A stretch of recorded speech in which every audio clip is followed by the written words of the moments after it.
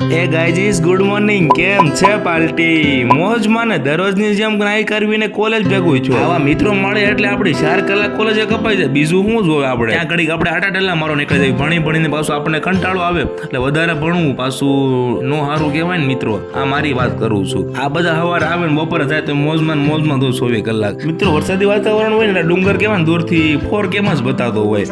એટલે અહીં તો લાપીનો રોટલાનું ખુલ્યું લાગે. જાહુ ક્યારેક ફર પડે ત્યારે આટરા ખાવાનું કીધું નો હલવાણો માલ વેચી દેવી ને અંદરથી તો રોટલાની દુકાન અમે પાર્ટી પીઝા ખોલી નાખું. આવી ગયો યુનિયન બેંક કે હારું કાર્ડ કરી ગયા પછી બારું નથી નીકળવું નામ લેતું. આ હરી બે હસી બે બંધ. બીજા દિવસની વાત કરું તો કોલેજ ગણપતિ બાપા માટે ટેજની વ્યવસ્થા રાતોરાત થઈ ગઈ.